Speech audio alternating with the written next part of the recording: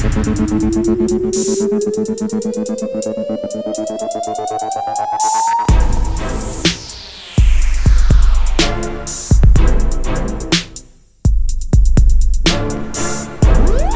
Galileo filmmakers, I'm in Berlin today because I want to invite you to go to this very old cinema which is called Moviemento, one of the oldest cinemas in Berlin, or in Germany actually, and let's just go inside and see how it is. Come in.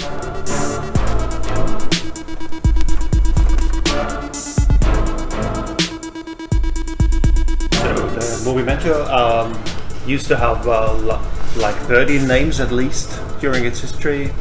First opened in 1907, which has been a time where cinemas used to be to get open in inside buildings which had been designed for different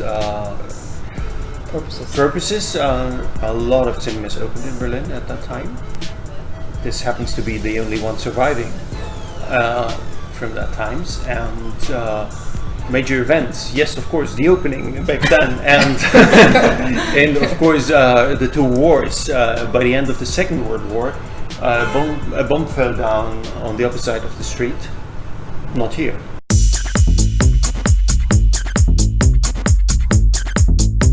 I had this love from the very beginning. I remember that I wanted to work in the cinema as a teenager in my hometown, but this kind of didn't work out. And but I went there all the time, and also later when I started studying, and then we both met in 2000. Weird thing, we met in New York.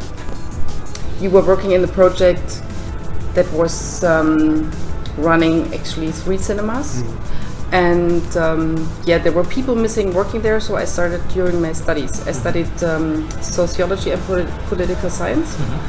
And yeah, and while I was studying, I was like, well, my studies are pretty interesting, but it's not what I wanted to do my whole life, so I just stayed there.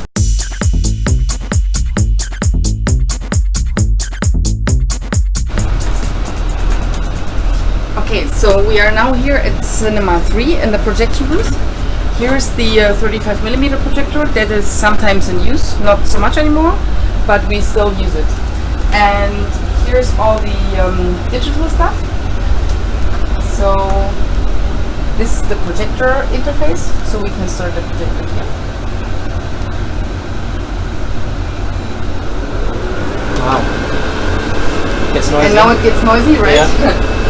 And this is the server where all the films are inside, basically. Here's the 4 hard drives, the internal ones. And on this side, here's a slot where you can import movies onto the server, and then we also need some sound stuff. So just to recap, when you get a film nowadays, a new film comes to the cinema. Yeah. You download it from the server. Usually you get a hard drive. Okay, it's like okay. Yeah. Yeah. So for example, or even a USB stick sometimes. Really? Short, yeah. Like the whole cinema film on a USB stick? Short films. Okay. Usually the films are around 100, 120 at least gigabytes. Yeah. For regular movies, so Yeah, that's yeah. kind of a lot. Yes. If you start a movie, that someone has to be here, like on standby in this room while it's screening, or no. I could actually start everything with my phone from somewhere. Right. So you can sit in a cafe, have a coffee, and start a film. Theoretically, I mean, what I usually do is I'm sitting in a cafe with friends, and then somebody calls and it's like having a problem, and I'm like, okay, let me check. Troubleshooting. Yeah. Okay. And you can see over there is the cinema.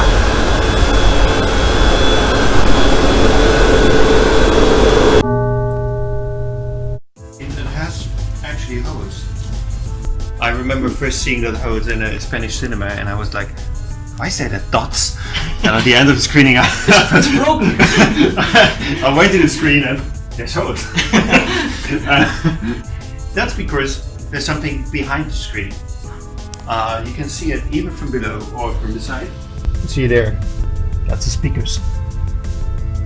So the hose are actually for the sound to come through.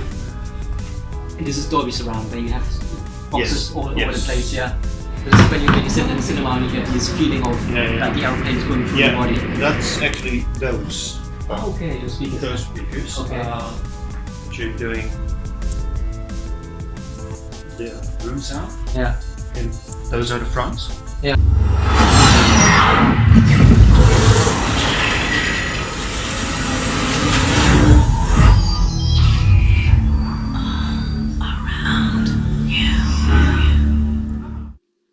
Ich beabsichtige eindeutig, gegen unsere Befehle zu verstoßen. Jeder von Ihnen, der dagegen protestieren will, möge es jetzt tun. Es wird in meinem Logbuch vermerkt.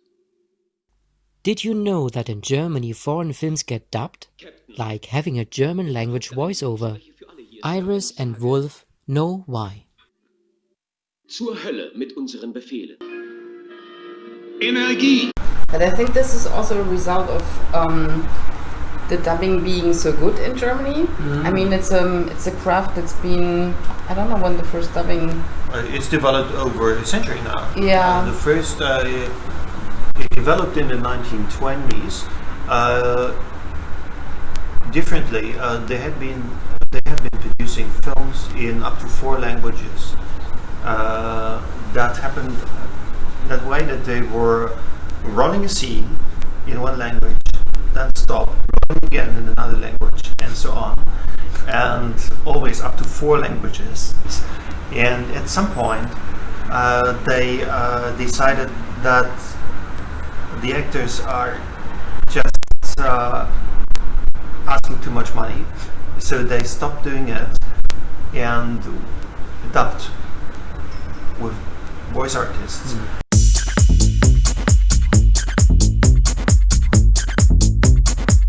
I think the biggest challenge for cinemas, not only for cinemas but for cultural spaces and alternative spaces at this time is the real estate market. Because this is, I mean, of course you have to pay rent. If you can't pay the rent anymore, or if you can't afford to buy the space, then you can't really exist anymore. And I think the reason why there are so many alternative and cultural stuff in Berlin going on still is because at some point that was not the point like it is today, and it's getting more and more difficult for alternative bars and cafes and theaters and, you know, all those things that are actually maybe commercial but not made for profit. Like, of course we are a commercial cinema, meaning we earn money, we pay everything, we have to pay the employees and stuff, but we don't do the business to make profit. And if this meets a market that's only made to make profit, like the real estate market at the moment, then of course this is a problem.